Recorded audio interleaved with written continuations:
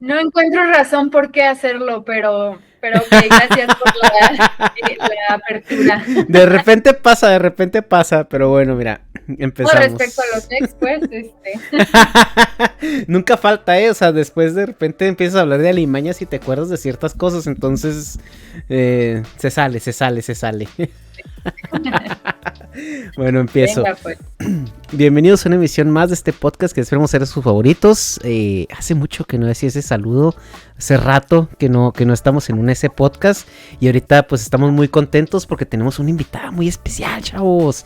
Tenemos aquí a una persona que por ahí me contaron, me chismearon, me platicaron, me dijeron que la está rompiendo en el stand-up, que es muy agradable, que es muy chida, que da clases de stand-up muy padres. Sí, síguela y será un éxito tu comedia. Y aparte de todo, es bióloga. Y aparte de todo, hace contenido de bióloga, cualquiera que ese contenido se llame, con comedia. Y pues es algo bien extraño porque, a ver, me vas a hablar de hongos y de cosas que no son drogas y me lo vas a hacer divertido. O sea, a ver, ¿cómo que el reino champiñón de Mario Bros puede ser divertido en la vida real? Y pues bueno, tenemos con nosotros a Lumara, la bióloga. Bienvenida, Lumara. ¿Qué onda? ¿Cómo están? Muchas gracias por la invitación. ¿A qué hora va a llegar esta persona tan chida que describiste? Yo estoy lista para... Pues vamos a ver ahorita a ver si cambia esa personalidad y ya entra, ¿no? Te poses, así Sí. como... Oye, no, pues No, muchas gracias, primero que nada, por aceptar la invitación. Este podcast está de ustedes gracias a Alan de This Charming Quark. Ustedes ya conocen aquí en el canal al buen Alan. Le mandamos un saludo, un abrazo, una agarradita de pompa. Y pues resulta que así es como llegamos contigo, Lumara. O sea, yo la verdad es de que apenas estoy conociendo tu contenido. Le decía a Alan que cada vez que tengas algo que sugerirme, por favor, porque aquí el pinche algoritmo no sale nomás de los Crypto Bros y ahorita de cosas que a lo mejor no me interesan mucho. Y es muy refrescante conocer personas como tú. Ya me aventé uno de tus late nights o no sé cómo se llama este proyecto que tienes. Es un late night, ¿no? es un late night, es un late night, pero que ya tiene tantas mutaciones que es como un game stream late night, trivia Jeopardy. Ok, muy bien. Y antes de entrar a tema, háblanos un poquito de ti. O sea, quién eres, de dónde vienes, qué haces, qué falló que ahora seas estandopera, todo eso. A ver, platícanos un poquito de ti. Danos así como tu presentación así en los 5 puntos, ¿no? De otro rollo. Que ya ni te tocó otro rollo, ¿verdad? Chingados. Sí me tocó. Bueno. No lo veía porque mi mamá no le gustaba que viera mucha tele, y la que me dejaba ver era nada más el canal del Congreso, ¿no? Entonces casi no lo veía. Okay, bueno, ya. Pero sí te cacho. Pues mira, yo soy bióloga, soy Lumara es mi nombre de verdad. Ok. Sí, no es artístico. Y pues yo estudié biología y para mí era muy impactante cada cosa que yo iba aprendiendo del mundo natural, el mundo de la vida. Era para mí como, no manches, qué increíble, y yo le quería contar a todo el mundo, ¿no? Sobre cómo estaba esto volándome a mí la cabeza.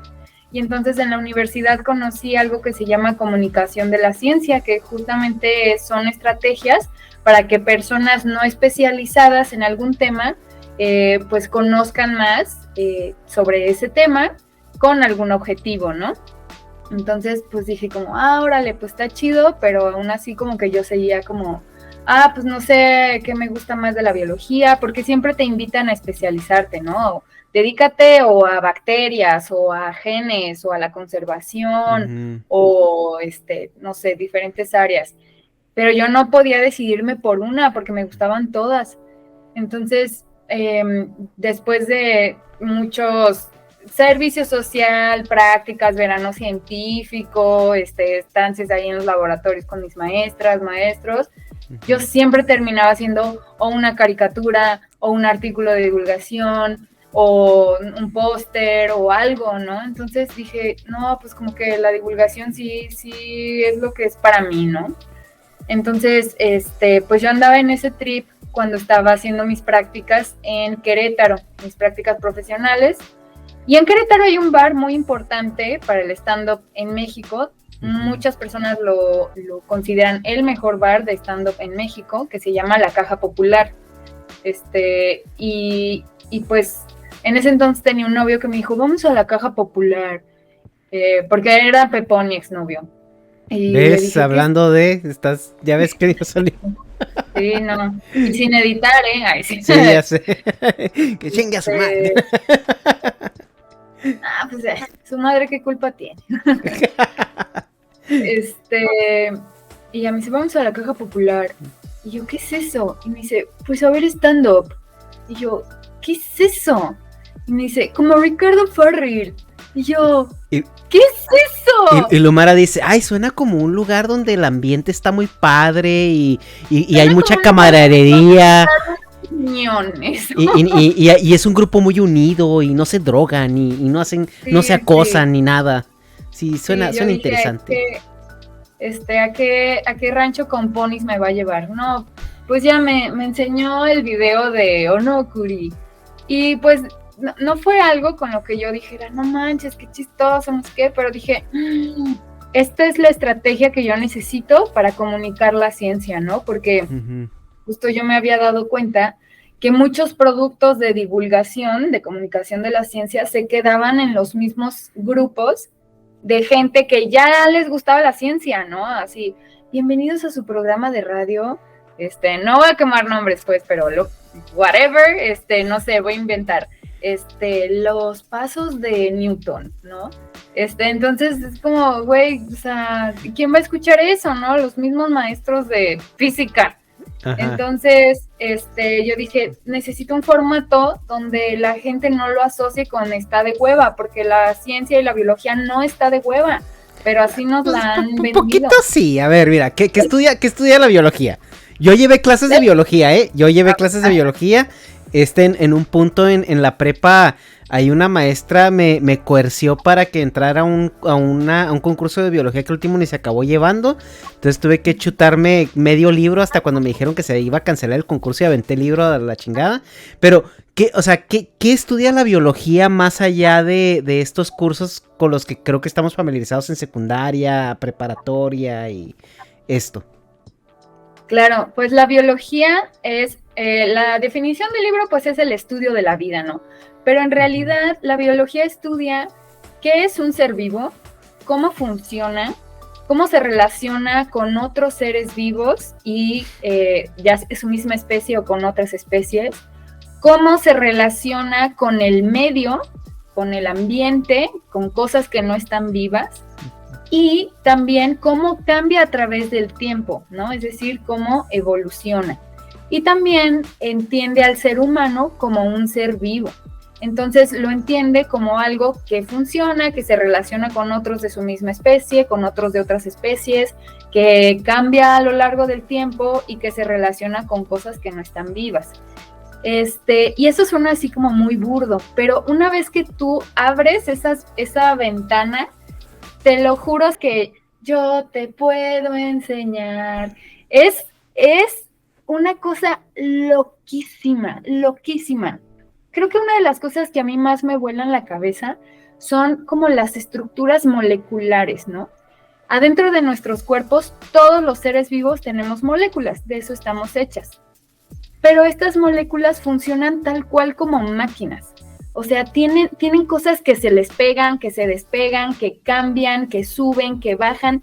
Las plantas tienen, para hacer energía, tienen una cosa, ¿te acuerdas de los fidget spinners? Uh-huh. Eran unas cosas con un valero que tú le pegabas y daba vueltitas y solo servía para entretenerte y darle vueltas. Pues algo así muy parecido tienen las plantas en sus moléculas, de tal forma que cuando un electrón pasa por ahí, esta cosita da vueltas y pega electrones en otra molécula y así se hace una molécula que guarda energía y esa molécula luego nos la comemos nosotros. Entonces, este tipo de cosas para mí era como, no te pases de lanza. Ok. Es que justo platicaba el otro día así esas pláticas random, ¿no? De peda que tenemos que nunca se grabaron como podcast. Decíamos que, a ver, güey, si tú te perdieras en un desierto, O en una isla remota, ¿no? Naufragaras, estás en una isla remota. A ver, ¿tú con quién te gustaría estar? O sea, ¿con qué personas te gustaría estar? Y muchos empezaban a decir, no, pues que con mis seres queridos, o que con mi amigo, o del alma, etcétera, etcétera. Y cuando digo, güey, es que, o sea, a mí, sí, o sea, si pudiera elegir, me gustaría perderme con un ingeniero, que soy yo, con un ingeniero químico y con un biólogo. ¿Por qué? Porque el ingeniero, o sea, en mi caso, pues mecánico, electrónico, pues va a saber cómo armar ahí algo para no morirnos. El ingeniero químico, pues nos va a ayudar a crear ciertas cosas para, pues sí, o sea, en todo caso, hasta ciertos medicamentos o entender la química, ¿no? Y el biólogo nos va a decir qué podemos comer y qué no. Entonces, que creo que es muy importante, ¿no? Entonces creo que sí es una disciplina que es muy necesaria, pero sí de repente no llama tanto la atención como a lo mejor otras que son un poco más comerciales, ¿no? Lo que sí definitivamente no quieres perderte en una isla remota es con un abogado. O sea, porque vas a debatir si es, o sea, cualquier cosa y no va a ser nada más que argumentar. Entonces, así es. Yo coincido completamente contigo. No hay que perderse con un abogado. Porque, sí. Y fíjate, creo que además de decirte qué te puedes comer y qué no te puedes comer, una bióloga o un biólogo podría ayudarte a decirte, por ejemplo, de aquí sí puedes tomar agua, de aquí no. Si te infectas, si te cortas, ¿qué te puedes poner para que no se te infecte? Si tienes fiebre, ¿qué puedes hacer como para que se te baje? Eso de qué puedes comer y qué no puedes comer, eso es muy subjetivo, ¿eh? Tal vez en eso no pueda ayudarte tanto la bióloga. Yo estoy viendo allá atrás que tienes un chart de hongos comestibles. Digo, creo que ya con poder identificar qué hongos te puedes meter y cuáles no, pero es que es a lo que voy. Es que es a lo que voy. Eso depende del lugar donde estás, porque, por ejemplo, con los hongos son muy parecidos entre sí. Tú puedes tener dos especies que son completamente diferentes, que incluso una es venenosa y otra es comestible y se ven exactamente igual. Entonces, las personas que saben recolectar hongos están especializadas en un área, ¿no? O sea, yo sé los hongos que se pueden comer de aquí de Jalisco en el bosque de la primavera, quizá bosques parecidos, ¿no? Que se incendia cada primavera, ¿no? Sí, no, o sea, pronto ya no va a tener nada. Pero si yo me fuera allá donde estás tú, yo no me animaría para empezar a comer nada, ¿no? O sea, yo sí tendría que esperar a una experto en esa zona que me diga, mira, sí es, no es. Ok, oye, entonces ya estás estudiando biología, te metiste a estudiar biología porque los caminos del Señor son misteriosos, pero ya estando dentro dices tú, bueno, en algún punto tú tenías un objetivo cuando final, o sea, por ejemplo, yo cuando me metí a estudiar la ingeniería dije, bueno, pues me voy a graduar y voy a trabajar en una empresa y voy a tratar de hacer esto y esto y aquello. ¿Cuál era tu objetivo inicial cuando entraste a la carrera y dónde estás ahora y cuál es tu objetivo ahora y cómo cambió ese camino? Pues cuando yo entré a la licenciatura, mi objetivo era llenarme de lodo, trepar árboles, trabajar con halcones, o sea, yo era eso lo que quería. Y ¿qué te veías haciendo en ese momento acabando la carrera? Estar en el lodo, trepar árboles, sí, o sea, creo que las y los biólogos tenemos como romanticismo, ¿no? O sea, somos tan apasionadas y apasionados, no todos pues, pero muchas y muchos sí lo somos, ¿no? Y no vemos como esta parte de cómo esta actividad va a caber dentro de un sistema que te obliga a ser productivo económicamente, ¿no? Y que te obliga a generar dinero de lo que estás haciendo. Nosotros lo que vemos es al contrario, ¿no? O sea, cómo generar dinero de esta forma tan obsesiva nos está dejando sin nada. Entonces, pues cuando yo entré a biología, yo solo quería saber más y saber más y saber más y meterme más al lodo. Y ya que salgo, que sí ya me doy cuenta, pues que sí tengo que producir dinero, porque si no me muero, base número 1 de la biología. Si no te mueras, ¿no? No te mueras. Sí. Pues ya fue muy chistoso porque yo dije, mira, la realidad laboral de las y los biólogos en México está muy cañona, muy, muy cañona. Te estoy hablando del 2015, que fue cuando yo me gradué. Y una de las cosas por las que yo decía, o sea, yo pensaba, creo que una de las cosas por las cuales el campo laboral está tan pobre es porque las personas no saben que necesitan biólogas y biólogos tomando decisiones en las instituciones, en los gobiernos, en las empresas, y pues no saben porque la ciencia no se ha comunicado bien. Entonces, yo encontraba en la comunicación de la ciencia un gusto, una pasión, pues sí, una labor importante, ¿no? O sea, decir, si comunicamos que nos necesitan, vamos a empezar a tener más trabajo. Uh-huh. Y también veía grandes oportunidades laborales, o sea, yo veía lo que en mercadotecnia se conoce como un mar azul. Yo veía eso en la comunicación de la ciencia como un emprendimiento. Entonces, uh-huh. Pues así fue como decidí dedicarme a la divulgación, luego conocí el stand-up comedy y dije, pues ahí. Y ahorita, pues sí, la vida ha dado muchas vueltas, he aprendido muchas cosas, sobre comunicación, sobre lo que es un mar azul, y también sobre ser productivo y generar dinero. Y entonces ahorita, pues sigo haciendo stand-up comedy, tengo mi canal de YouTube, tengo mis redes sociales, aparte doy charlas, conferencias, talleres sobre biología y pues también doy clases de stand-up comedy. Empecé también a dar esas clases porque como también soy docente, me es muy fácil como explicar las cosas, ¿no? Entonces cuando tú aprendes a explicar cosas complejas como son la ciencia, explicar un chiste es como mucho más fácil.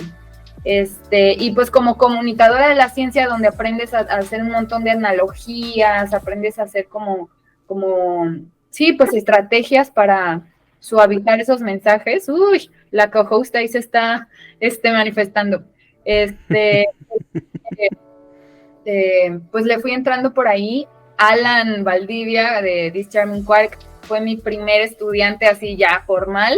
Siempre pues como que asesoraba a una u otra. Alan Ajá. Fue mi primer estudiante y pues no es por nada, pero la rompió en su primer Open. Entonces eso está muy padre. No, pues sí, qué bueno el saludillo a Alan. Algo que yo quería platicar contigo es justamente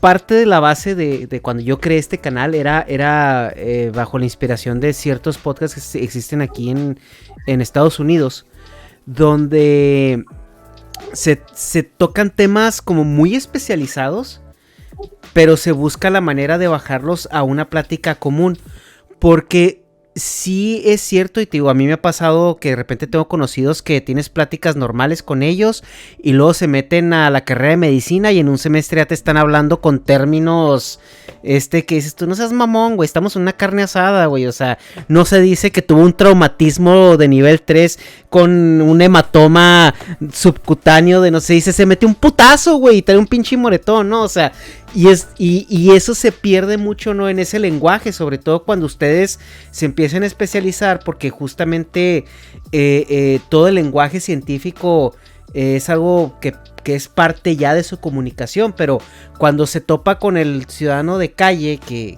pues, llevó biología 1 y 2 en la secundaria, pues dices, güey, o sea, ¿cómo podemos abrir esa comunicación de modo que yo no piense que tú eres un mamador o que estás artificialmente elevando el nivel de la comunicación como una barrera para mí para entrar en la conversación?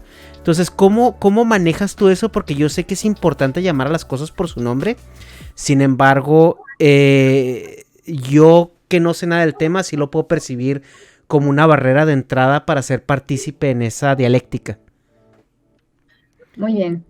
Pues esa es una muy buena pregunta porque también genera como cierto rechazo, esa eso que se puede sentir como una minimización, como una, sí, se me fue el término, lo que usan ahorita en redes de, no se puede sintetizar tanto en un tweet.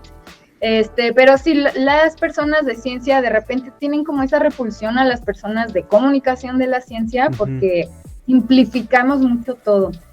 Pero mira, yo tengo prácticamente 10 años haciendo comunicación de la ciencia de todos tipos. Y lo que he aprendido es que lo primero, así el primer paso que tú tienes que hacer para hacer comunicación es dejar claro un objetivo, ¿no?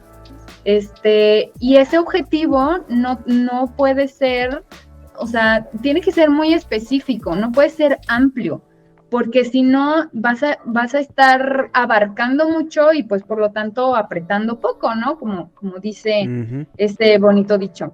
Entonces, si por ejemplo yo quiero que los gobernantes del estado de Jalisco entiendan por qué demonios es importante que no se acaben los bosques en incendios y generen más desarrollos inmobiliarios ahí, pues no me voy a clavar con términos como micorrizas, ¿no? Porque no me van a entender y quizá dije la palabra correcta, ¿no? Pero de verdad entendieron y de verdad llegó el mensaje y de verdad se logró lo que queríamos con este proyecto de comunicación o no. Entonces, primero es eso, ¿no? O sea, ¿cuál es mi objetivo? Y en segunda, hacia quién voy, ¿no? Voy a niñas, voy a personas ancianas, voy a ejecutivos, voy a personas con alguna discapacidad, o sea, ¿a quién? Ok, es que algo que sí siento yo que se pierde mucho en el área científica, sobre todo, en el rigor científico, ¿no? O sea, porque creo que las personas que están involucradas en en estos rubros le tienen mucho respeto, ¿no? a la disciplina, y sí se olvidan de pues leer a su público, ¿no? O sea, como dices tú, con quién estoy hablando. Entonces falla en la intención de la comunicación. O sea, yo estoy de acuerdo que si estás en un cuarto de operación, en un cuarto de cirugía, pues vas a hablar con los términos que son, porque la gente que está alrededor está letrada en ellos y realmente dices lo que necesitas decir, ¿no? Y la comunicación es efectiva. Sin embargo, bueno, si te sales de esa burbuja y utilizas los mismos términos, la comunicación deja de ser efectiva porque pues la gente pierde el sentido de lo que estás tratando de decir.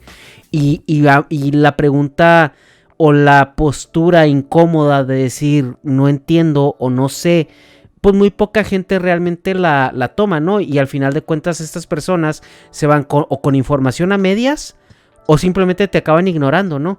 En los primeros episodios de este canal tuvimos a una oncóloga muy top en México y me costó, digo, esa persona yo la conozco de toda mi vida, o sea, éramos vecinos y casi, o sea, yo crecí conociéndola, ¿no? O sea, ella es un poco mayor que yo. Y me costó un tantito, o sea, así como romper un tantito y un par de copas de vino, o sea, que ya se soltara y empezara a hablar un poco más suelta, ¿no? Porque en un inicio sí era una postura muy de doctora, muy formal, muy quiero darle información como es, y ya como que cuando van entendiendo el sentido de la charla, se va abriendo y ya la conversación fluye muy padre porque es gente muy educada, o sea, ustedes son personas muy estudiadas, muy educadas, con acceso a mucha información y ahí es donde falla. Y ahorita que me dices tú que conociste o llevaste una materia que se llamaba comunicación de la ciencia, ese punto me resonó mucho y me causa mucha curiosidad porque es algo nuevo, es algo que tú tomaste como algún tipo de optativa. O de dónde nace eso y qué es lo que ¿cuál es el objetivo de esa materia? O sea, comunicarlo al público general, comunicarlo entre tus compañeros, ¿cómo es eso? Pues sí, mira, la materia de comunicación de la ciencia fue una optativa que se abrió el mismo año en que yo la tomé. En CUCBA, en la Universidad de Guadalajara, en el Centro de Biológicas, no se daba. Coincidió en que un maestro la abrió y yo me metí y me fascinó. Y posteriormente, bueno, ya en posgrados, diplomados, cursos de comunicación de la ciencia, pero cuando yo egresé, estaba nada más la maestría de comunicación de la ciencia y la cultura en el ITESO, aquí en Guadalajara, y estaba el diplomado de comunicación de la ciencia en la UNAM, del Museo Universum. Fuera de eso, pues la formación era más como que te tenías que meter a periodismo o era más bien como ir ahí tú dándole, ¿no?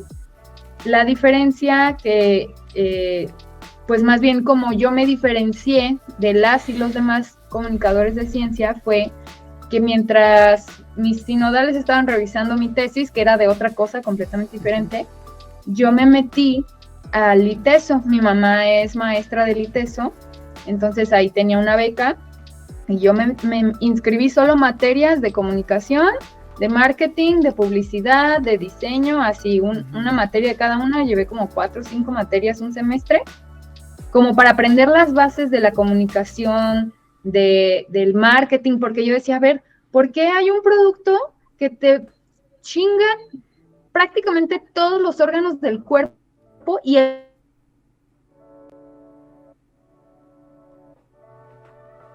mundo y libera electrones? ¿Por qué nadie o sea, qué están haciendo bien, ¿no? Entonces yo quería saber qué hacían estas empresas para que las personas amaran sus productos a pesar de que fueran así de nocivos, ¿no?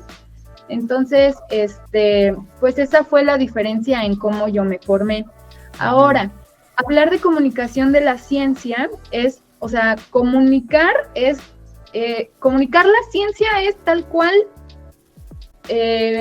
con las bases de la comunicación, que hay un emisor, hay un receptor, un mensaje, un medio, un canal. Entonces la información viene de aquí para acá y luego esta persona la procesa y la regresa y así, ¿no? Uh-huh. Ahora, la comunicación de la ciencia la podemos subdividir en áreas, ¿no?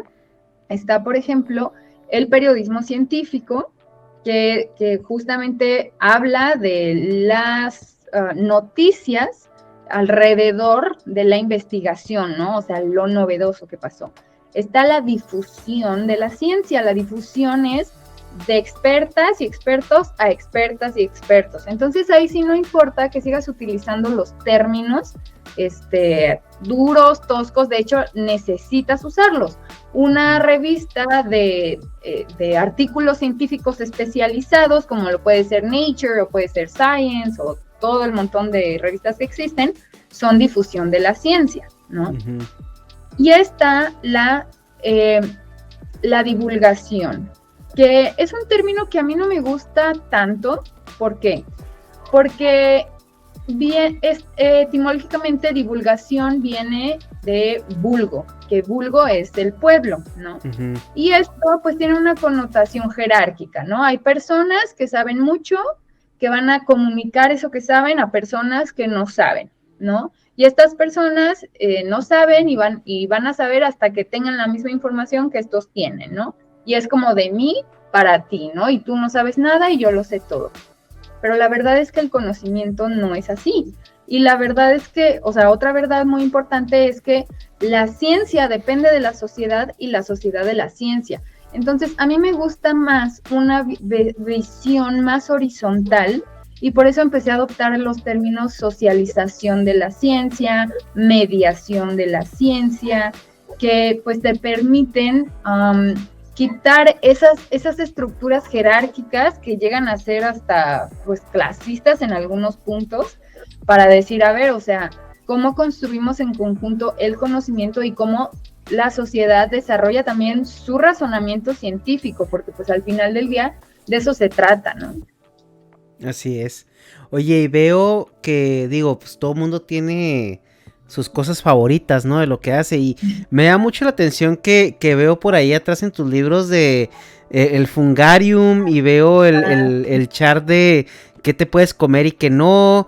Me mandaste un par de videos en lo que estaba ahí documentando un poquito y justamente hablas de hongos. A ver, ¿qué onda con los hongos? Dime, a ver, ¿qué pasa con los hongos? Los hongos son Mira, los hongos son mi reino favorito, así como existe el reino de las plantas, el reino de los animales, el reino de las bacterias, está el reino de los hongos. O sea, son una cosa completamente aparte. Muchas personas creen que son plantas, pero no son. Y los hongos son una cosa, los hongos pueden hacer alimento, pueden hacer materiales, pueden hacer colores, pueden hacer medicina, pueden, o sea, hay hongos. Uno de mis seres vivos favoritos es un hongo que se llama Pilobolus. Okay. Es un honguito que crece en la popó de los caballos. Ok. Sí, es chiquitito, no sé si sueles insertar imágenes, pero sí, te paso una para que lo pongas. Es bellísimo, haz de cuenta que es una gotita de agua, chiquitita, y arriba tiene como un globito negro. Entonces lo que hace este hongo es que para liberar sus esporas, las esporas tienen el objetivo de hacer que crezcan más hongos lo más lejos posible para colonizar más terreno, ¿no? Entonces, ¿cómo le hacen para que lleguen lejos? Se van llenando ese globito de agua, lo llenan de agua, y la presión hidrostática luego hace que esta madre vuele más rápido a escala de lo que vuelan los cohetes, ¿no? Espaciales. Entonces, son unas cosas que además pueden diferenciar la luz azul de otros tipos de colores. Entonces crecen dirigidos hacia donde está la luz azul, porque hacia allá pues está más chido. Yo no sé por qué les gusta el azul, pero hacia allá crecen, hacia allá está más chido. Entonces los hongos, o sea, ahorita, si quieres ahorita le damos 1000 con los hongos, pero son comidas, son medicina, son alucinógenos, son, o sea, todo ya. Y ahí es donde ya se poseyó, ya llegó así, o sea, se ve la emoción y pues sí, claro, y digo, bueno, cualquier persona de ahí de tu gremio estandopero le gustarían los hongos por las otras razones más alucinógenas, pero yo había escuchado en algún punto, no recuerdo en dónde, seguramente en un podcast, que nosotros somos más parecidos a los hongos que a cualquier otro, bueno, vegetal o así, o sea, por así decirlo. ¿Esto es cierto o qué? O sea, ¿por qué no? Porque un hongo no sabe así como a carnita. ¿Por qué? A ver, cuéntanos. Como persona, ¿no? Ajá, sí, nunca he mordido a una persona, pero ok, si tú dices. No, qué triste vida. Mira, lo que pasa es que, bueno, vamos a hablar de evolución biológica. Uh-huh. La evolución es el cambio de los seres vivos, pero solemos pensar en la evolución como paso 1, paso 2, paso 3, cuando en realidad es una diversificación, ¿no? Es como el rock, ¿no? Empieza el rock, pero del rock de repente va mutando y sale hacia acá y nace el reggae, y luego va mutando hacia acá y se generó el jazz, y luego el jazz, uno se quedó siendo jazz y salió otra ramita siendo blues, y así, ¿no? Bueno, no quiero dar demasiadas detalles. Yo lo único que escuché es que dependiendo de la droga que uses, muta a otro lado, ¿eh? Ajá, sí. Ok. Pero seguimos, por un lado seguimos teniendo rock, y es eso, no es una diversificación, no es como que se acabó el rock y luego fue reggae y luego se acabó el reggae y luego fue metal y, ¿sabes? Sino es una diversificación. Uh-huh. Lo mismo pasa con los seres vivos. Entonces, al inicio, pues los seres vivos eran una sola célula, eran algo muy parecido a lo que ahora son las bacterias.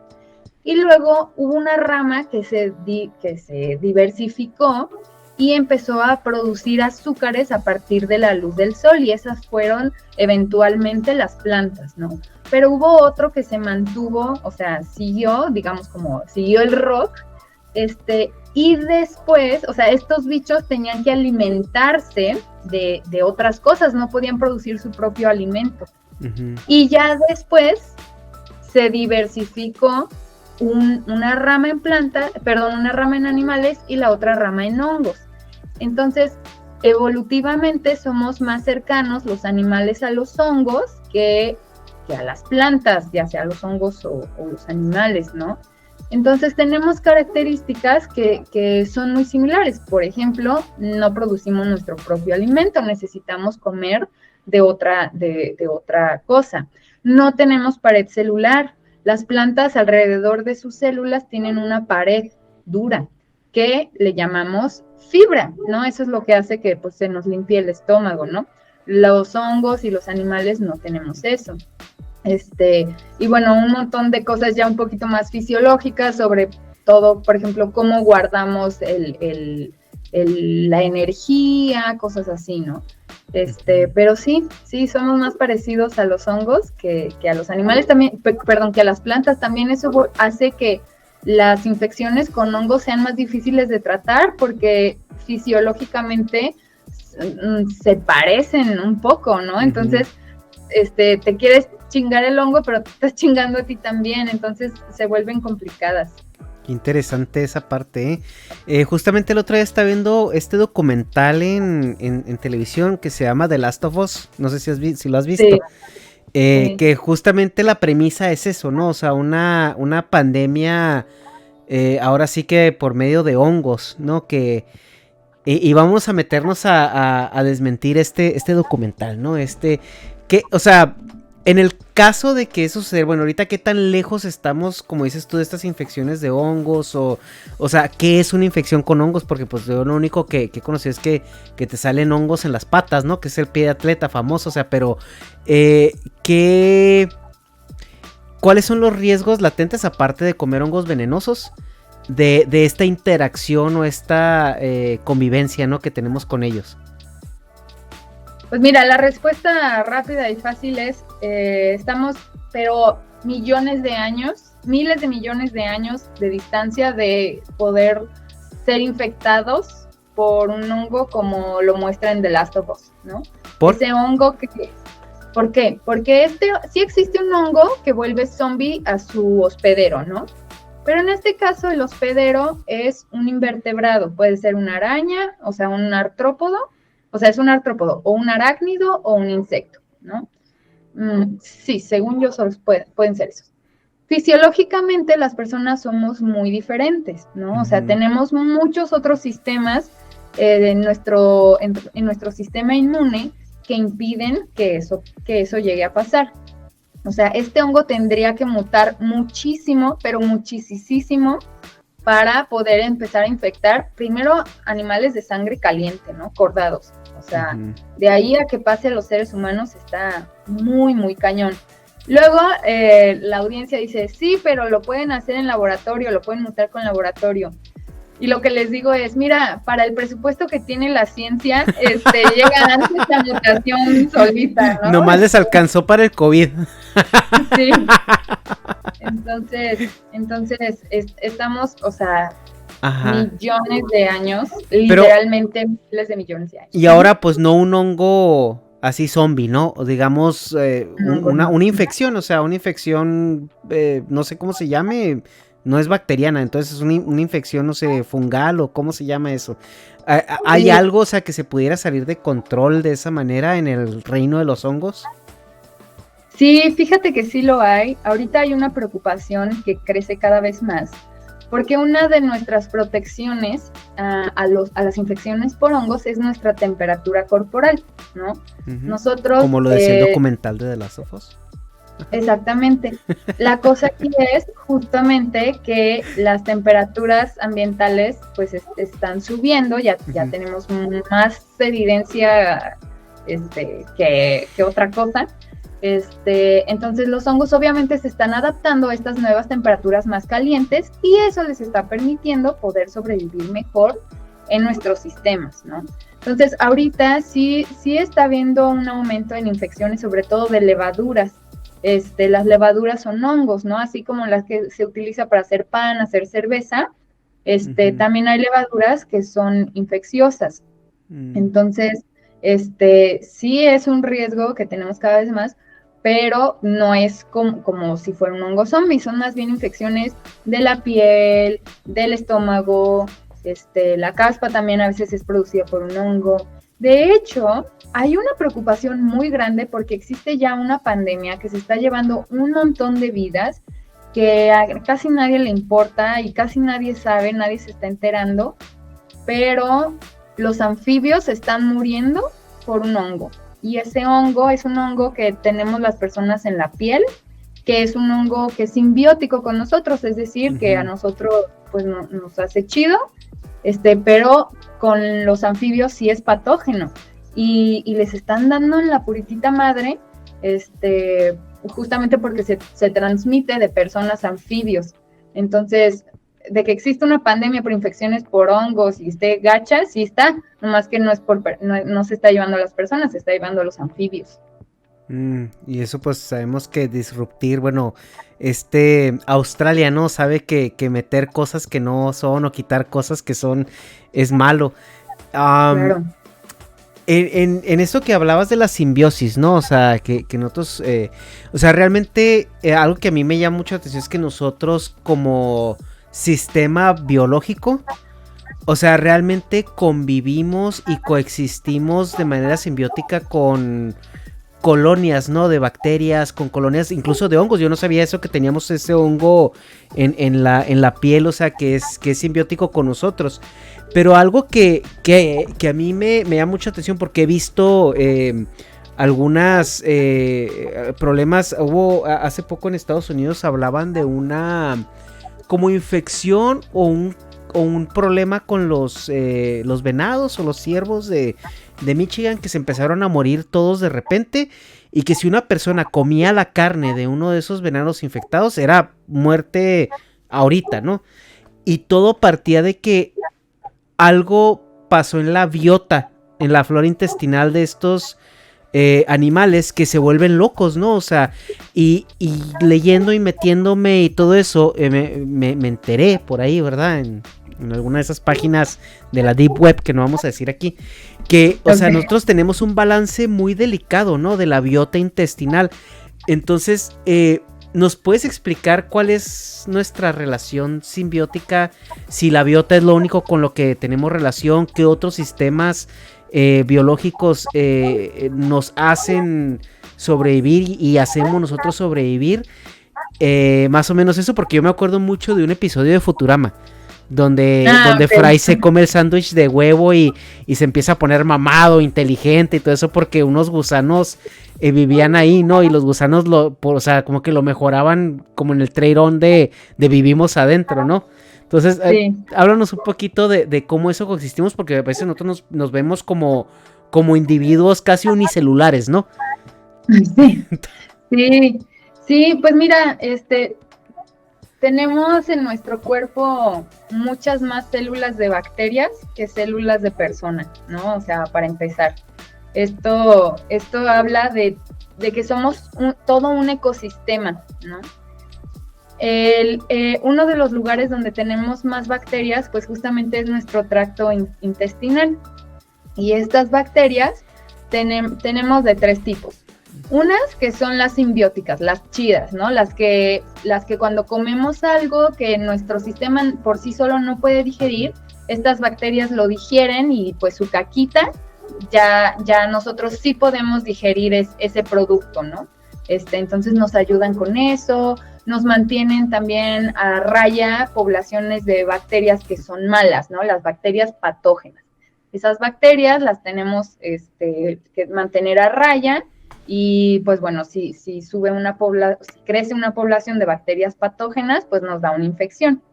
Y tenemos las bacterias comensales, ¿ok? Las bacterias o microorganismos en general, también hay protozoarios y hay hongos, que pues no nos hacen daño, pero tampoco nos dan un beneficio, nomás están ahí, ¿no? Entonces, esas bacterias, pues ahí están cotorreando chido, pero si se desbalancea nuestra microbiota, es decir, si se van muriendo más nuestras bacterias simbióticas, estas bacterias comensales pueden empezar a crecer sus poblaciones y es cuando se vuelven patógenas, ¿no? Eso pasa, por ejemplo, en la piel. Ahora que fue la pandemia y tuvimos que usar el cubrebocas mucho tiempo, estas condiciones promovían mucho que crecieran las poblaciones de nuestras bacterias comensales en la piel. Entonces empezaban a generarse infecciones de la piel por el cubrebocas, ¿no? Y tú dirás, bueno, pues es que yo lo lavo, es que como si justamente me estoy tapando, pues es eso, ¿no? O sea, que las que ya tienes ahí, están aumentando sus poblaciones. Entonces, esa es como una de las primeras cosas. Ahora, hay cada vez más estudios de cómo estas bacterias en nuestros intestinos nos ayudan al sistema de nuestro cerebro, ¿no? Por ejemplo, hay sustancias que el producto de nuestro metabolismo o simplemente están en lo que comemos, pueden ser tóxicas para nosotros. Y cuando estas sustancias llegan al cerebro, pueden empezar como si se van acumulando, luego pueden aumentar las posibilidades de Parkinson, de Alzheimer, sobre todo Alzheimer es lo que más se ha estado estudiando. Entonces, nuestras bacterias simbióticas, las chidas, nos ayudan justamente a que no estén estas sustancias tóxicas en nuestro cuerpo. Pero si tenemos muertas esas bacterias, eventualmente van a llegar, ¿no? Entonces, ya hay estudios muy bonitos sobre cómo mantener bonita tu microbiota, mal llamada flora intestinal, puede reducir tus probabilidades de tener Alzheimer. Y ahí tómense su Yakult, ¿no? De diario. Pero sí, o sea, yo también he escuchado acerca de estos estudios que se están haciendo, sobre todo en la dieta, ¿no? Que dicen, muchas veces para tratar la depresión ha sido ya muchos approaches que se han hecho de que lo primero que te preguntan es, ¿qué comes? Sí. ¿Cuál es tu dieta? ¿Cuáles son tus hábitos, no? Y mucha gente dice, es que hacer ejercicio y comer bien, pues te hace sentir bien.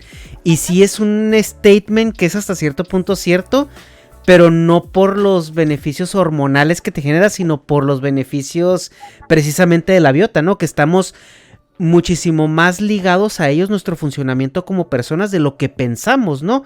Hasta cierto punto que mucha gente está advirtiendo justamente con el calentamiento global que este cambio de temperaturas en el momento en que la biota o la microbiota, o sea, que coexiste con nosotros, se desbalancee en un punto donde se pierde ese equilibrio, puede ser incluso el fin de nosotros mismos en un instante, o sea, porque es muy, muy, muy rápido, ¿no? Teniendo los ejemplos de estos animales que te comentaba ahorita que estaban cayéndose muertos, ¿no? Entonces, sí. Eso es algo que debería de preocuparnos.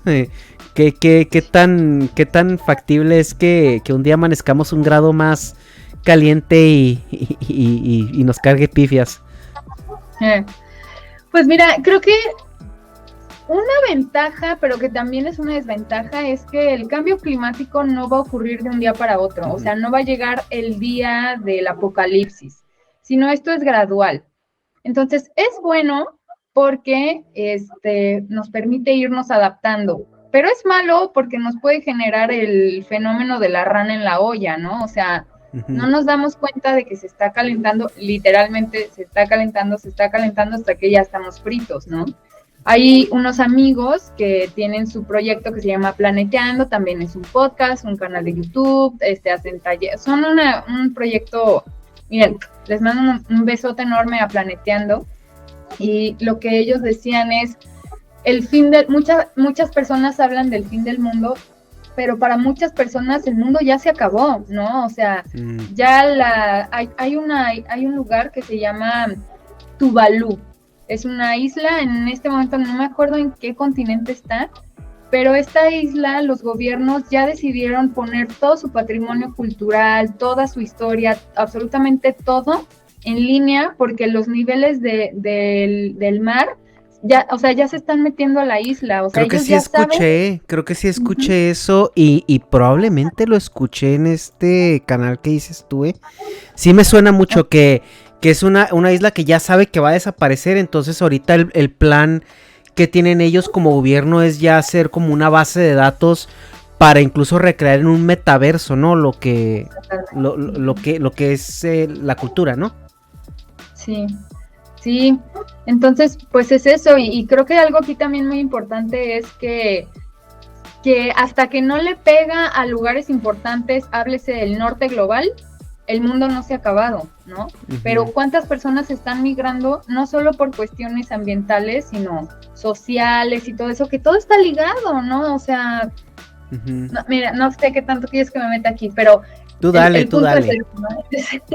Sí, pues luego, acciones, por ejemplo, el extractivismo, ¿no? Uh-huh. O sea, que una nación se esté beneficiando de los recursos naturales de otra, solo empobrece más a esta otra, ¿no? Quizá le están dando varo, pero las condiciones ambientales tienen un efecto en las condiciones sociales, sí o sí. Uh-huh. Entonces, pues esto de que si un día vamos a amanecer con 1 grado más, no va a ser así. O sea, vamos a ir cada día subiendo, bajamos 2, puede ser que 5 años baje bastante, pero la cosa es ver la gráfica en distancia, ¿no? Luego los escépticos del cambio climático dicen, no, pues ve esta gráfica, pues claro, le estás haciendo un zoom, ¿no? A tu gráfica, sí. O sea, vete más para atrás y ahí vas a ver evidencia de cómo está haciendo el cambio. Justo, ajá. Otra cosa con el tema de la microbiota, es localizada, o sea, porque también el otro día estaba viendo que muchas veces uno va de viaje y está, yo pura agua embotellada y el hielo me hace daño y los que venimos de México y los que vienen de India les chupa un huevo, ¿no? O sea, dámela como quieras, es más, ponle lodo, ¿no? Si quieres. Y lo que explican es justo eso, o sea, que muchas veces no es que esté mala la comida, sino que introdujiste una bacteria que es común en esa zona, pero no es parte de tu población de la flora intestinal. Primero, ¿esto es cierto? ¿Cómo funciona? Etcétera, etcétera. Y segunda, ¿qué podemos hacer? Porque hay muchos suplementos, ¿no? Que son los probióticos que venden y todo eso. ¿Esos suplementos compensan esa biota? ¿La nutren? ¿Qué se recomienda para tener una buena salud intestinal? Sí, pues mira, para empezar, sí puede ser que la comida no haya estado mala y nada más es una bacteria ajena a tu sistema que no la reconoce y dice, prende todos los sistemas de alarma, ¿no? Uh-huh. Pero también puede ser que la comida tal vez sí estaba mala, pero tu microbiota dice, no hay pedo aquí, nosotros resistimos y le damos, ¿no? Y justamente va de la mano con la salud de la microbiota. Sí, los probióticos, es que hay 2 tipos. Hay algo que se llama probióticos, que es tal cual comerte la bacteria, puede ser como no sé exactamente cómo es que venga, si en las esporas o ya la bacteria, como decir, no sé cómo venga, pero es comerte tal cual la bacteria. Y están los prebióticos, que son sustancias que permiten que las bacterias estén ahí, estén chidas, se sientan bien, ¿no?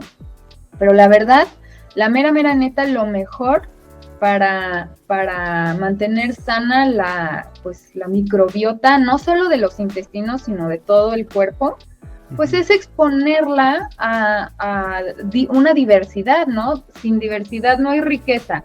Entonces, comer de todo. Comer de todo,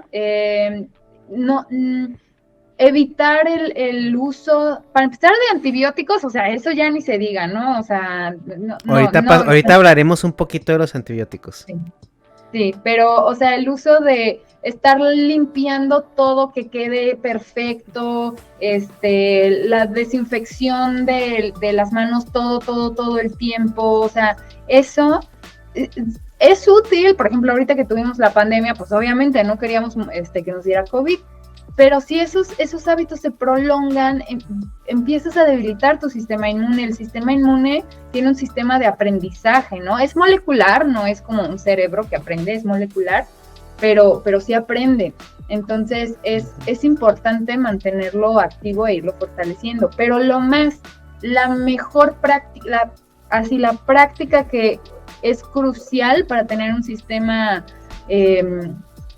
microbiano rico y saludable, es lactar, que las madres y los bebés pues tengan esta conexión, porque en el calostro, sí, calostro, ¿no? Bueno, sí. Porque luego le digo así, ya me pasó una vez que dije el término mal y me dio mucha pena, dije clítoris, ¿no? Entonces, ándale. No, el clitorostro.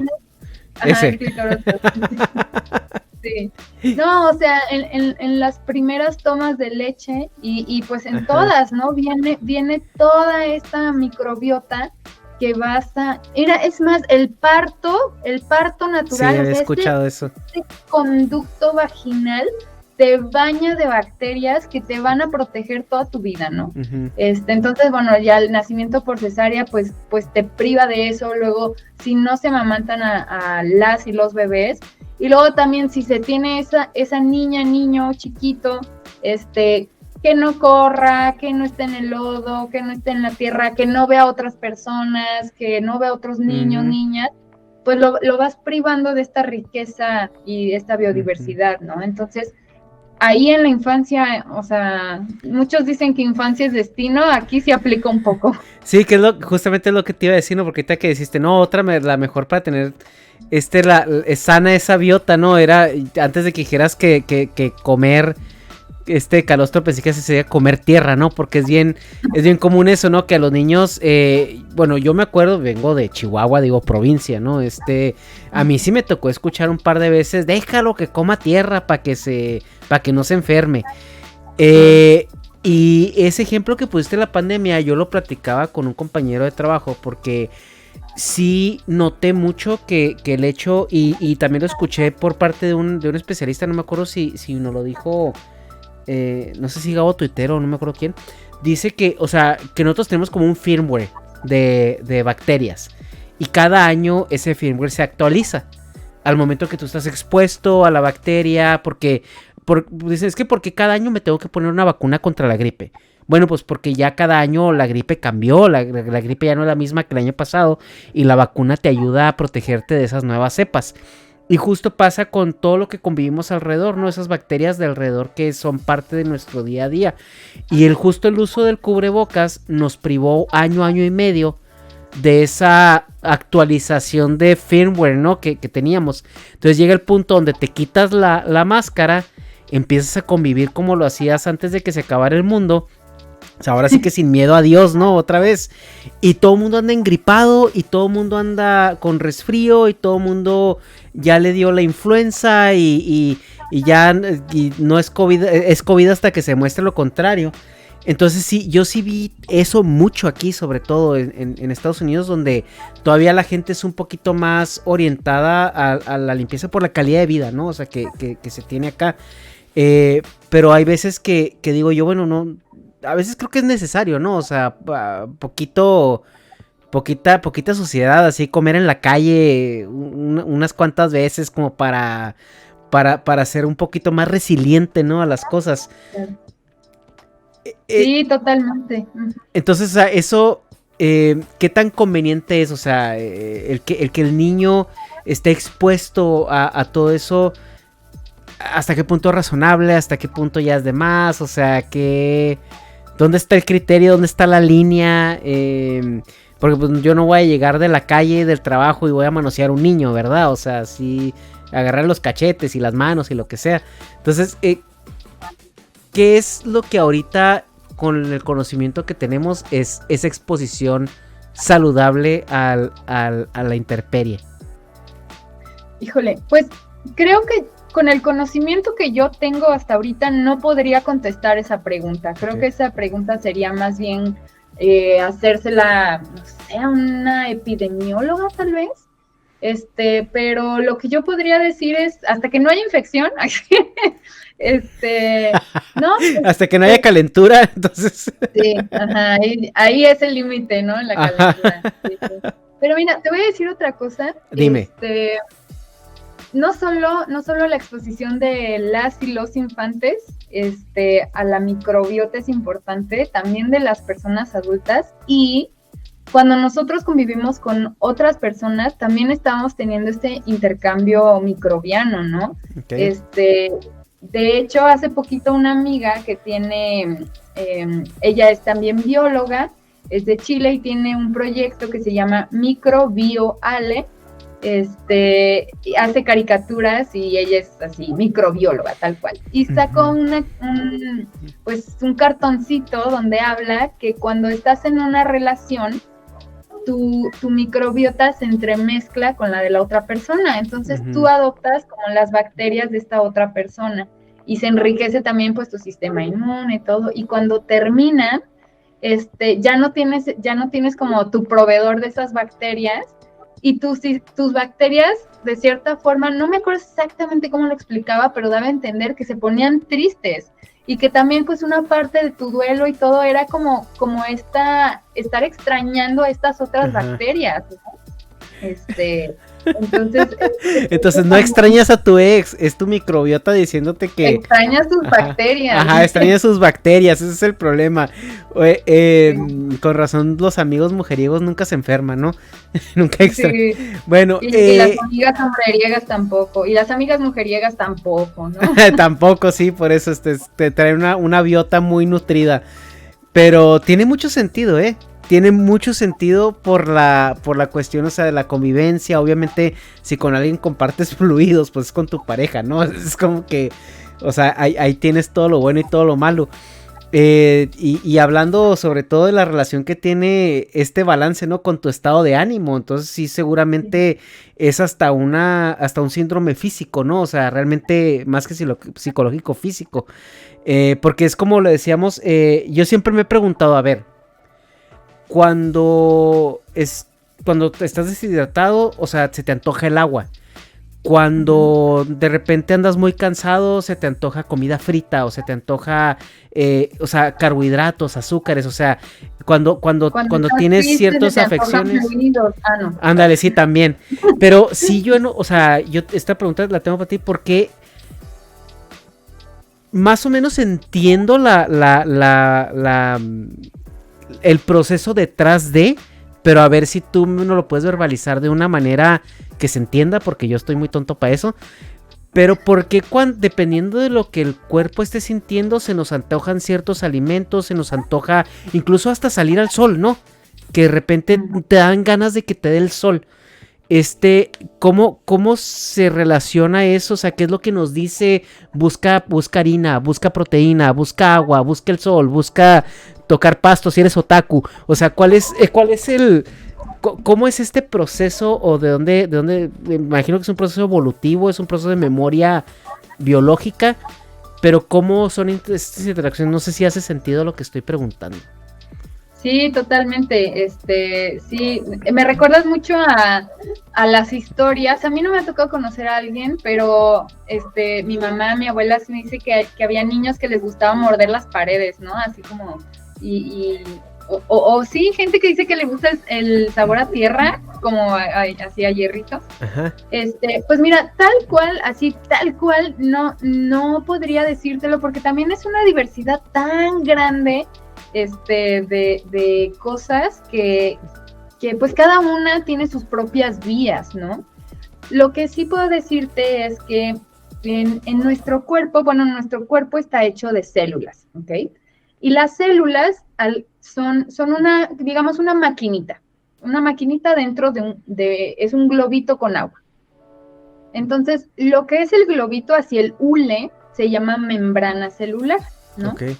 Y esta membrana celular no es como el hule de un globo tal cual, en el sentido de que nada entra y nada sale, sino que es fluido.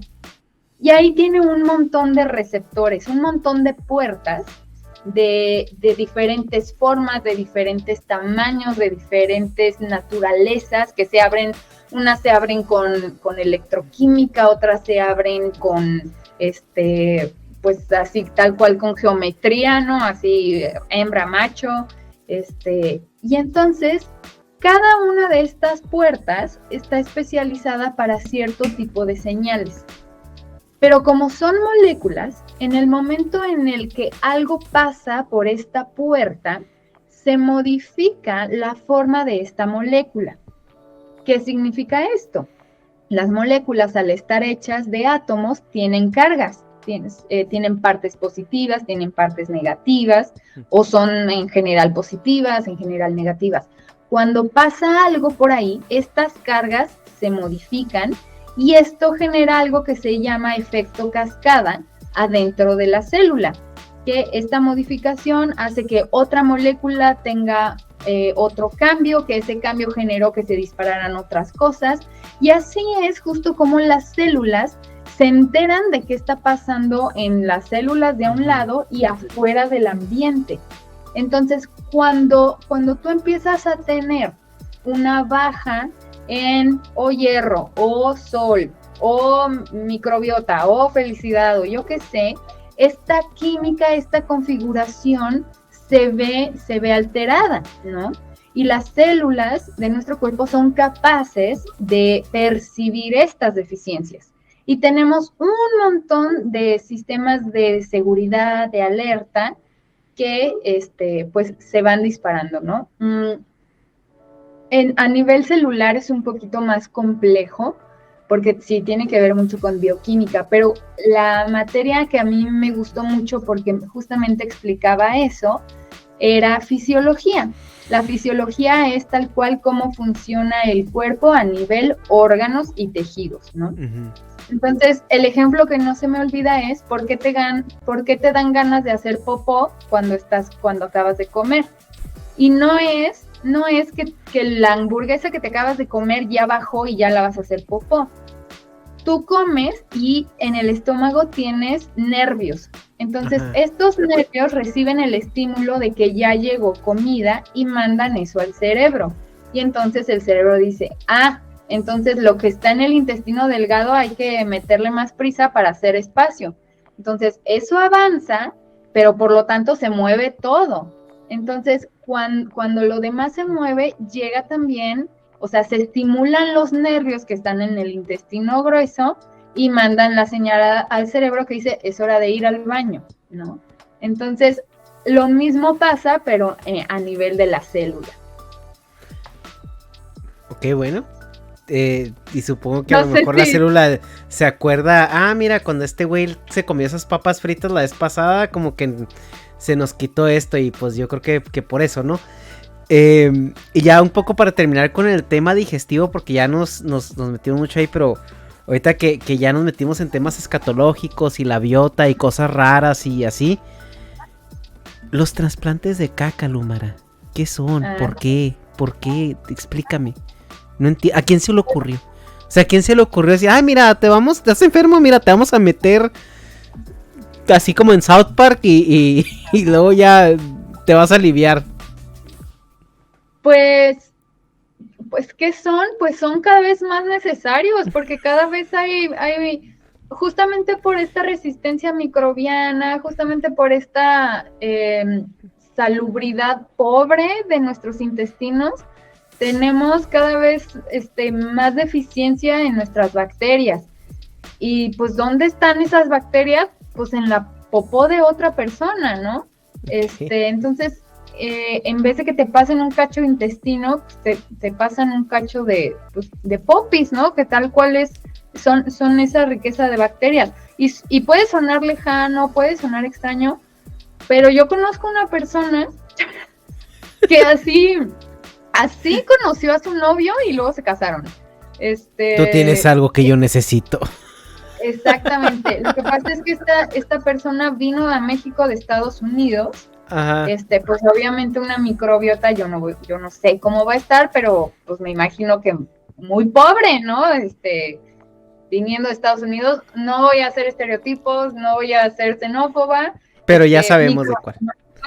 Pero pues probablemente era una microbiota que no le estaba permitiendo pues comer aquí en México, ¿no? Entonces ella empezó a perder sus poblaciones de bacterias y empezó a tener diarreas muy graves, pero muy graves. Y ella empezó a salir con un chavo, que aparte se conocieron en Tinder, es lo mejor de todo. Ay, Dios mío, sí, es una relación muy íntima ya. Sí, total. Entonces, pues tuvo que ir al hospital y pues brother, a diferencia de muchos que encuentras en Tinder, pues estuvo ahí al pedo, qué onda, fue a verla al hospital, le explicaron, oye, pues es que necesito un trasplante de popó, y dijo, pues yo. Y así pues ya que está en la cama, así el hecho de muerte, ¿no? Así la escena y luego encontramos un donador, pero sí, no podemos ir, y luego la carta así, ay, si estás leyendo esto es porque te doné mi popó. Así. Sí, No, justo. no, es Justo. Ay, Dios. Terminaron casándose y se aman y son... Es que ya después de eso dime que, o sea, si ya compartes hasta, o sea, ya, ¿qué más? O sea, ya. Pero a ver, o sea, eso está pues en todos lados, ¿no? O sea, quizá no compartimos bueno, no, te voy a decir, personas que están escuchando este podcast, si usted entra al baño con su celular, usted está compartiendo las bacterias de su popó con otras personas y usted tiene bacterias de popó de otras personas que también entran al baño con su celular. Entonces, mira, ya, o sea, ¿qué? Entonces ya que bueno, pero todo es en pos de una biota saludable. Así que no le asuste. Porque bueno, nos dan miedo los microbios. Nos dan miedo las bacterias. Sí, ojo, o sea, también no vamos a negar que hay microbios patógenos y que podemos tener infecciones horribles. O sea, por favor no vayan a comer popó. Lumara dijo no. No, o sea, si se come es con un especialista y no se come por donde come normalmente. Exacto. Pero sí, eso, tenemos un miedo no, ¿cómo se dice? Como no informado acerca de las bacterias, ¿no? O sea, porque yo desde que era niño se nos decía que las bacterias son malas, que los microbios son malos, que etcétera, etcétera, ¿no? Entonces sí es como una fijación un poco que dañina, ¿no? O sea, hacia ese mundo, porque hay veces, digo, podemos llegar a los extremos donde sobre todo aquí en Estados Unidos se ve mucho, ¿no? Así que a los bebés los tienen casi aislados y que no les den ni el aire y cuidado y esto y aquello.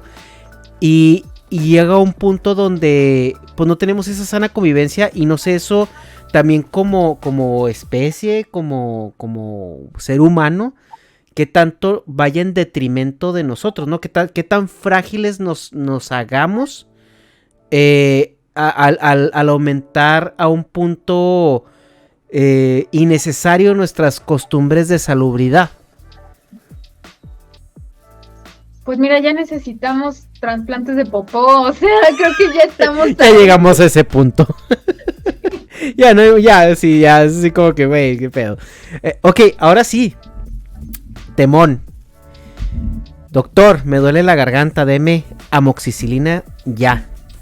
No. Dice, no, joven, es que se me hace que es viral. Si no me la da usted, voy a ir a la similar y ahí sí me la van a dar. Historia real. ¿Qué onda? ¿Qué hubo con los antibióticos? Ok. Sí, bueno, los antibióticos, en realidad casi todos los antibióticos, o una gran mayoría de ellos, provienen de los hongos. Los hongos producen sustancias que hacen que no se infecten. Tengo entendido pues, que, por ejemplo, amoxicilina, todo lo que acabe con ina o sina, viene de la misma familia, ¿no? Sí, aunque creo que eso más bien es la nomenclatura química. Ok. Ajá, sí. Porque, por ejemplo, la penicilina viene del hongo Penicillium, pero ahí la relación del fármaco con el hongo, pues es el prefijo, ¿no? Okay. No es prefijo, es la primera parte de la palabra, que es penicil. Uh-huh. Ok. Ajá. Pero lo que hacen los antibióticos es que evitan que la bacteria, la maquinaria celular de la bacteria funcione bien, ¿no? Uh-huh. Lo que pasa es que las bacterias, como todos los seres vivos, tienen mutaciones todo el tiempo. Pero como las bacterias tienen generaciones mucho más cortitas, uh-huh, estas mutaciones se pueden fijar más rápido en las generaciones que vienen. ¿Qué pasa? Las mutaciones son cambios en tu ADN que se van a ver reflejados en cambios en tu funcionamiento. Entonces, si de repente una mutación resulta benéfica para la bacteria, para hacerse resistente a este antibiótico, lo que va a pasar es que no se va a morir, las demás sí, y esta no, y se va a reproducir. Y lo que estás haciendo es domesticar bacterias, crecer bacterias que no se van a morir con tu antibiótico. Y aquí uno de los puntos muy importantes es lo que platicábamos al principio, que son las bacterias comensales. Esas bacterias que no son ni buenas ni malas que tenemos en nuestro intestino. ¿Por qué? O en la piel o en otros lados, ¿no? La vagina. ¿Por qué? Porque tú te estás tomando antibióticos, estás haciendo, quizás sí te mataste a las bacterias patógenas, pero tus bacterias comensales se están haciendo resistentes, ¿no? O sea, ya no se están muriendo con eso, y tú no te das cuenta porque son comensales. Pero si nos acordamos, las bacterias comensales se vuelven un problema cuando sus poblaciones aumentan. Ahí es cuando se vuelven patógenas. Entonces, las bacterias comensales en los intestinos de las personas son como el hervidero, literalmente el caldo de cultivo de las superbacterias, ¿no? Bacterias que son resistentes a no uno ni dos, sino un montón de antibióticos. Que una vez me tocó ver una publicación en Twitter de un supongo que es un análisis de reactivos, ¿no? Que agarran como una muestra y luego le empiezan a exponerla a diferentes antibióticos para ver cuál reacciona.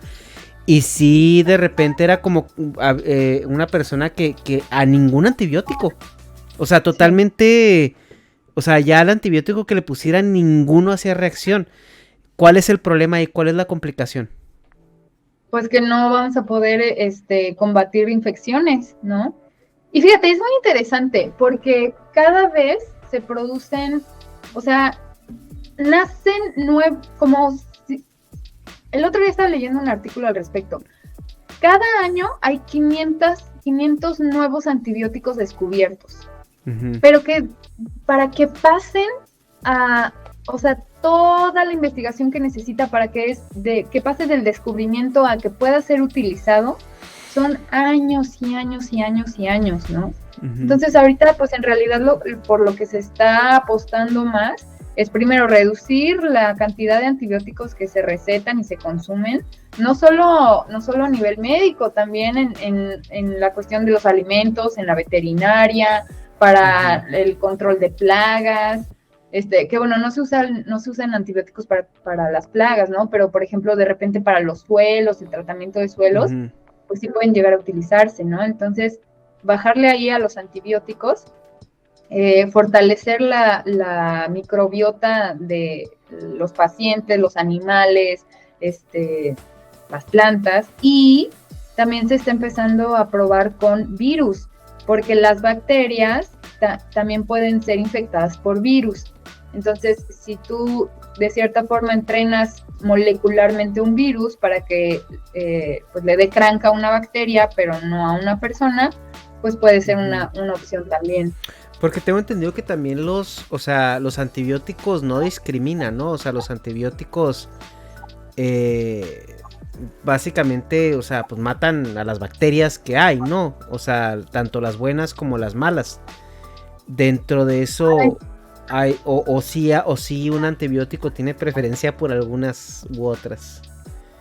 Hay antibióticos que son de amplio espectro, es decir, que se va con todo, como la amoxicilina.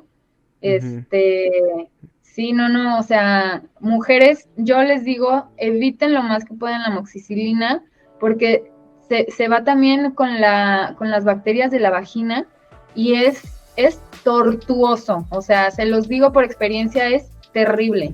Entonces, hay antibióticos de amplio espectro y hay antibióticos que son específicos. A ver, y esto es una pregunta, a ver, doctora, tengo un problema, no, yo digo, ajá, no, es que, bueno, yo lo digo porque yo soy una persona que no me enfermo muy seguido, o sea, sí, eso es algo que me pasan otras cosas, pero hasta eso pues que naciste en Chihuahua, ¿cómo nacido, sí. Sistema inmune está, mira. Sí, no, es que a diferencia de otras personas que a cada rato traen que una gripe, un resfrío, o les da esto, les da lo otro, yo casi no me enfermo, pero lo que yo sí he notado es que de repente cuando me he enfermado, sobre todo la garganta, una infección en la garganta, que sobre todo cuando voy a Chihuahua y me inyecto betametasona para las alergias y eso me reseca las fosas, y por lo general me termino enfermando la garganta porque entiendo yo que la mucosa lleva ciertas protecciones, el aire en Chihuahua está muy cargado de partículas porque pues, es muy árido y todo eso, ¿no? Y normalmente termino enfermándome de la garganta. A mí cuando me han recetado antibióticos, cualquiera que no sea amoxicilina me cae muy mal.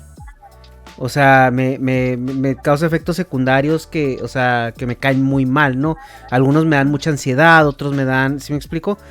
Y el único antibiótico que yo siento que mi cuerpo reacciona muy bien y me alivia muy rápido y trato de terminar en los tratamientos porque a mí me han dicho que es peor dejar un tratamiento a medias que terminarlo, ¿no? Y muchas veces las personas al tercer, cuarto día se sienten bien y no terminan el tratamiento de 10 días. Y dicen, es que eso es más peligroso que tomarte más seguido. Porque yo le decía a un amigo doctor, le digo, pues que yo me tomo amoxicilina cada 2 años, ¿sí me explico? O sea, no he seguido. Entonces yo sí al principio decía, güey, pues ya me siento bien al quinto día, no quiero abusar de esto en mi lógica. Entonces interrumpí el tratamiento. Y lo que él explicaba es justamente qué es lo que no se debe de hacer, porque ya te sientes bien, pero si queda por ahí alguna bacteria que todavía no se alcanzó a morir e interrumpes el tratamiento, esa bacteria probablemente va a aprender, ¿no? A sobrellevarlo y va a llegar a un punto donde ya no te va a hacer efecto ese tratamiento. Hay antibióticos, o sea, por ejemplo, que dices tú, bueno, esta persona no es de que sea alérgico, pero hay unos que le caen mejor que otro. ¿Cómo se sabe eso? Las personas cómo pueden también identificarlo, porque también pues muchas veces, sobre todo en México, el acceso al sector salud es público. Y pues sabemos también que el sector salud público pues no es como el lápiz más afilado del despacho. Entonces, ¿cómo podemos aprender a distinguir eso? O sea, ¿cómo sabemos lo que sí es normal, lo que no es normal, lo que nos cae bien, nos cae mal? Y qué consejos se le puede dar a la gente con el uso y el abuso, ¿no?, de estos tratamientos. Claro. Pues la verdad es que como cualquier fármaco y en realidad como cualquier sustancia, cada cuerpo va a reaccionar de forma diferente a ellos, ¿no? Y no estoy hablando solo como de medicamentos, ¿no? O sea, pues hay gente que es intolerante a la lactosa y otra que no, hay gente que le inflama la coliflor y otra que no, la sandía, yo qué sé, ¿no? Entonces, pues primero es eso, ¿no? No hay como una norma, porque pues cada persona es diferente. Y ahí sí, pues lamentablemente nuestro sistema de salud está sobrepasado, tiene problemas económicos, de corrupción, de personal, o sea, está muy cañón, pero pues la verdad es que eso solo las y los expertos de la salud pueden ayudarnos con eso, ¿no? O sea, ¿qué es normal y qué no es normal sentir con un tratamiento, con un antibiótico? Pues no, o sea, eso sí no sé porque no soy médico, ¿no? Esa no sería, pero lo que yo sí puedo decir es que siempre es importante como acompañarse de las y los expertos, porque si no, justamente, pues nos pasa como cuentas tú, ¿no? Que decías, bueno, no voy a abusar de este tratamiento, pero pues termina siendo peor, ¿no? Entonces, siempre, pues para mí es más importante como seguir señalando, ¿no? O sea, este sistema de salud tiene deficiencias y se tienen que atacar, o sea, sí o sí, porque no hay forma de que una persona pueda saber todo de cómo tratarse, qué le está cayendo bien, qué le está cayendo mal, ¿no? O sea, pues para eso tenemos a las y los expertos. Yo creo que ahí más bien el problema es sistemático. O sea, ¿cómo hacemos que justamente las y los expertos puedan trabajar bien? Porque también los médicos están sobrepasados. Entonces, pues... Y ahí es donde entran las labores que tú estás haciendo, ¿no? Divulgación. Acercar esa información a que la gente tenga acceso a ella, ¿no? Porque también muchas veces el acceso a la información está muy restringido, o sea, para las personas en general. Y ahora sí, volviendo a la comunicación, que es lo que lo que estás haciendo ahorita. Mira qué bonito círculo, ¿no? Así claro, como... ¿no? Cerrando así los círculos, claro. Pasamos a hablar de caca, ahora sí otra vez, bueno, vamos a cerrar el círculo aquí. Tu rutina de stand-up, ahorita lo que tú estás haciendo en el stand-up está... Hablando de caca, tu rutina de stand-up. Sí, hablando de... No, ya habíamos pasado eso. No, podemos hablar del medio si quieres, pero del gremio, que vemos que es un gremio muy, muy sano, con una biota muy nutrida. Tú lo que estás haciendo ahorita, o sea, con el stand-up, o sea, ya me contaste que fuiste a la Caja Popular, conociste el stand-up, te gustó, y cómo uniste una cosa con la otra, o cómo ha sido ese esfuerzo o esa adaptación, ¿no? O sea, para meterte un open mic, que supongo que es gente que está pisteando en un bar, comiendo cacahuates, y de repente empiezas a soltarles una rutina de stand-up donde les vas a enseñar algo. ¿Cuál es tu objetivo con tu comedia, ¿no? O sea, en ese aspecto. Fíjate que justo ahí está la clave. Yo no quiero enseñarles nada. Si yo quisiera enseñarles algo, me sacarían a jitomatazos de ahí. Y me ha pasado, porque es difícil, ¿no? Es difícil cuando eres bióloga y quieres hacer comunicación de la ciencia y te das cuenta de lo importante que es, o sea, siempre caes en querer enseñar, y ese no es el objetivo de la divulgación, de la socialización. El objetivo son dos. Uno, promover el razonamiento científico, y dos, promover también la cultura científica. ¿Qué es esto? Que las personas adopten conceptos y prácticas en su personalidad. Eso es socializar, ¿no? Entonces, si yo estoy escuchando un discurso que lo veo en una rutina de stand-up, en un contexto diferente al que estoy acostumbrada, pues ahí entra, o sea, estás socializando, ¿no? Estás haciendo una labor que además la herramienta de la comedia, el humor, o sea, yo decidí hacer comedia porque nadie rechaza un discurso que le hace reír, nadie, ¿no? O sea, si tú te ríes es que tú estás de acuerdo con lo que yo estoy diciendo, ¿no? Estamos iguales. Entonces, aquí de lo que se trata es promover que las personas porque no es como yo voy a promover que ustedes pobrecitos, no, es como todos nosotros promovemos cuestionarnos, observar y preguntar cómo sabemos, ¿no? O sea, ¿cómo sabes? ¿No? Y también una cosa que se me hace muy, muy valiosa es esto que, mira, cerrando círculos, yo te puedo enseñar, porque, mira, la comedia es muy hermosa, porque la comedia abre mundos nuevos, crea dimensiones alternas, ¿no?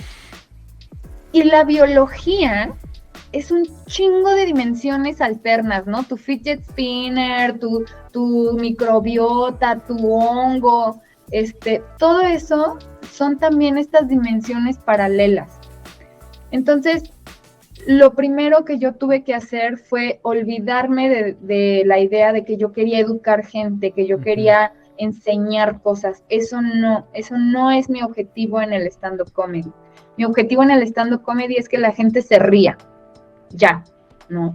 Ahora, yo como bióloga, pues obviamente no voy a hablar de mi pito, ¿no? O sea, para empezar porque no tengo, ¿no? Pero te puedo hablar de hongos, te puedo hablar del cerebro, cómo descubrieron que existía un cerebro, cómo sabemos que los hongos tienen hasta 5,000 sexos, o sea, en hongos no hay hembra y macho, puede haber hasta 5,000. Entonces, esas cosas, pues cómo las voy asociando con la cotidianidad. Y una herramienta que uso mucho es eso que me genera a mí, ¿no? Porque creo que también muchas veces en el stand-up comedy las personas tienen mucho miedo de mirar hacia adentro, ¿no? ¿Qué siento? ¿Qué pienso? Vulnerarse, ¿no? Por eso hay tanto chiste de nalgas, ¿no? Y de pegarle a una prostituta, ¿no? De burlarse de gente travesti, porque qué miedo exponerme ante un público sobre las cosas que me dan miedo a mí, ¿no? Entonces, una herramienta muy útil es, yo encuentro un dato y eso qué me genera a mí, ¿no? cómo yo lo ligo con otras cosas, cómo eso me hace irme y pensar en si yo fuera un hongo, ¿no? Entonces, esas herramientas son muy útiles. Ok. A mí, digo, y lo digo en serio, me resulta muy, muy interesante la labor que hacen, pues, vamos a llamarle los socializadores de la ciencia. Yeah. Y yo los admiro mucho, tío, por eso, digo, no por nada hemos tenido aquí, pues, a Alan, a Arnoldo, a Gabo Tuitero, y siempre que vienen personas como ustedes, como tú, yo, o sea, me divierto muchísimo porque me gusta, o sea, sentir que esto es una manera de acercar a la gente tanto a su contenido y no a cualquier contenido, ¿no? Es a un contenido que sé que te va a abrir el panorama a otras cosas, te va a hacer ver cosas con las que convivimos diario que no estamos conscientes de ellas, y el que lo hagan de una manera tan amena, ¿no? O sea, como en tu caso, que lo has combinado con la comedia, pues también es algo muy loable, ¿no? Porque hacer reír a una persona es difícil, y ahora hacerla reír con algo que a ti te gusta, que a ti te apasiona, cuando es algo tan técnico, es un reto todavía más grande. Y el cambiar, como dices tú, ¿no? O sea, el olvidar como cierto rigor o que no vengo a enseñarte, no vengo a educarte, no vengo a, o sea, vengo a hacerte reír, y dentro de esa risa, pues por ahí va, ¿no? Una espinita, o por ahí va algo que la gente no toma en cuenta del día a día. Y eso, irónicamente, es, como dices tú, un mar azul, ¿no? De posibilidades, porque, pues, ¿cuántas personas como tú hay haciendo lo que tú haces también, no?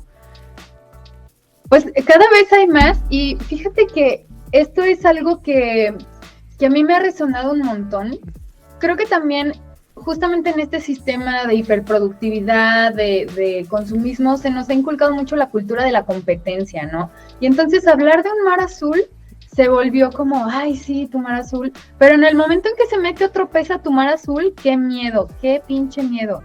Y fíjate que en el mundo del stand-up hay muy pocas mujeres.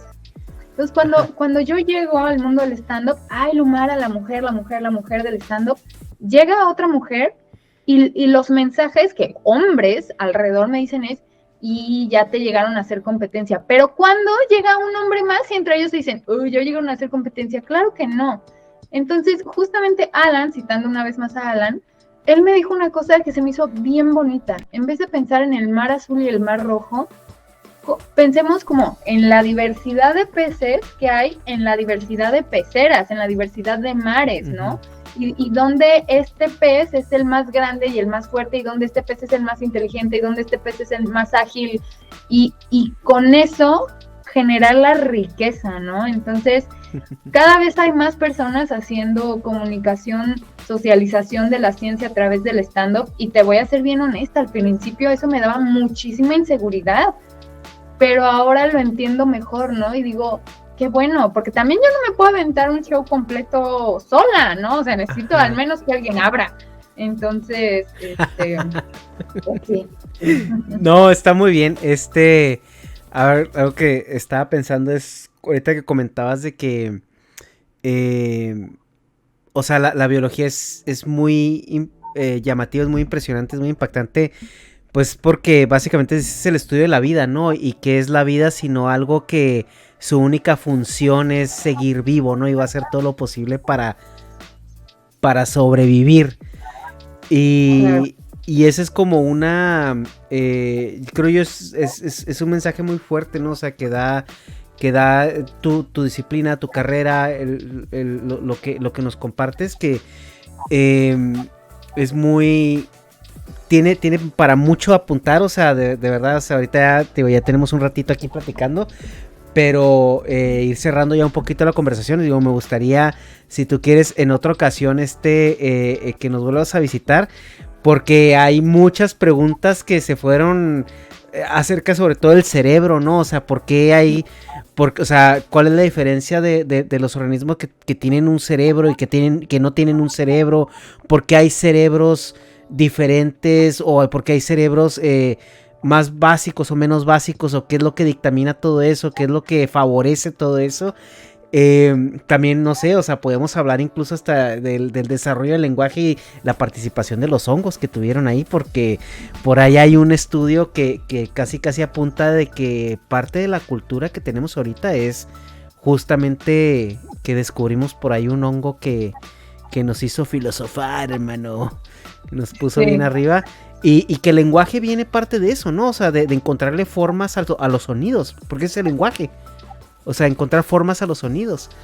Y cómo aprendemos eso, ¿no? O sea, porque hay una entrevista que le hicieron a Steven Tyler, el vocalista de Aerosmith, que él dice, es que bueno, yo estuve drogado y pedo 30 años de mi vida, güey. Y lo dejé porque aprendí a pensar sobrio como pensaba cuando estaba drogado.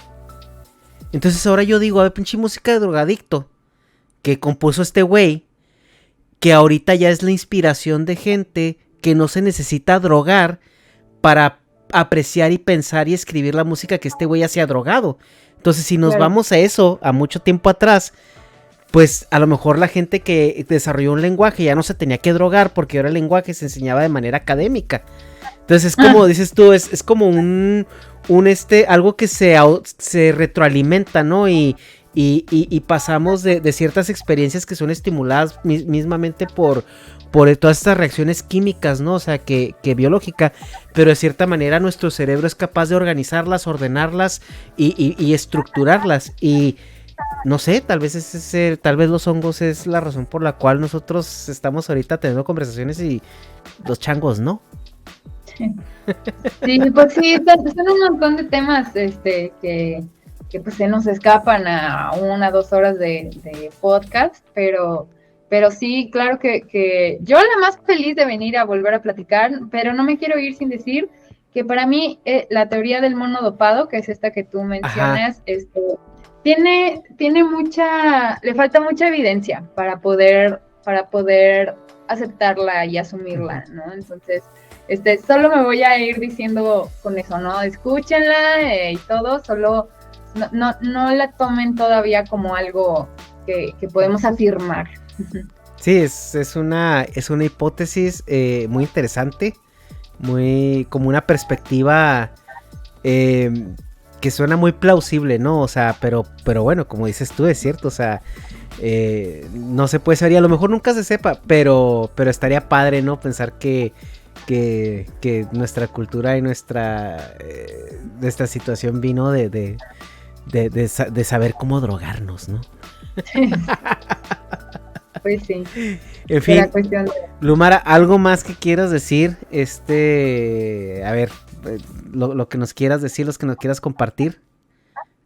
No, pues aprovechando que estamos aquí, que nos esté escuchando la audiencia de ese podcast, pues que se asomen a las cuentas de Lumara la bióloga. Voy a dar una masterclass de cómo empezar a hacer stand-up comedy y luego una de cómo empezar a hacer divulgación de la ciencia, que bueno, utilicé ese término porque es popular, pero pues en realidad es socializar la ciencia. Entonces ahí están en mis cuentas de redes sociales, Lumara la bióloga, pueden ver esa información y pues nada, agradecer una vez más por el espacio, que la pasé muy chido, muy a gusto, muchas gracias. Oye, y si alguien quiere irte a ver en vivo y de todo color, tú estás en Guadalajara, ¿verdad? Yo estoy en Guadalajara, sí. Ahorita pues estoy replanteando cómo van a estar los shows, volviendo a calendarizar fechas, o sea, en este momento no tengo shows agendados, pero hacia finales de año y seguro el próximo año va a estar atascado de shows también. Entonces, pues bueno, síganla ahí en sus redes sociales, las vamos a dejar también aquí en la descripción, para que pues te empiecen a seguir ahí, empiecen a ver dónde andas y todo, nomás no la estoquen porque pues no sean guarros, muchachos, no sean mal educados. Y pues yo te agradezco mucho que te hayas dado el tiempo, te agradezco mucho que hayas estado por acá, o sea, la verdad, a mí estas conversaciones, o sea, le puedo seguir a donde sea. Pregúntale a Alan, aquí ha estado hasta 6 horas de podcast. Wow. Entonces no estoy mintiendo. Y pues bueno, nada, muchas gracias. Espero que estés con nosotros una vez más luego. Ahí luego a lo mejor invitamos a Alan también para que se arme el panel de socializadores de la ciencia. Y pues bueno que me dices para traerme café, porque 6 horas, ¿no? No, te prometo que no te vamos a hacer eso a ti. Van a ser 5:30. Sí, 5, ni que fuera mi gala, ¿no? Dice, ya si ves a un güey que le decimos el Hobbit, sí asústate. Ahí, okay. si un día te toca cuando esté ese güey, entonces sí asústate. Sí ve por una chambrita, un cafecito o 2, porque se pone interesante. Bueno, ya no tengo nada más que decir que más que volverte a agradecer y esperamos vernos pronto. A todos los que nos están viendo, muchas gracias por pasarse por acá, por dejar su like, su suscripción. Sigan a Lumara en todas las redes sociales que vamos a dejar ahí abajo en la descripción y nos vemos en la siguiente. Bye.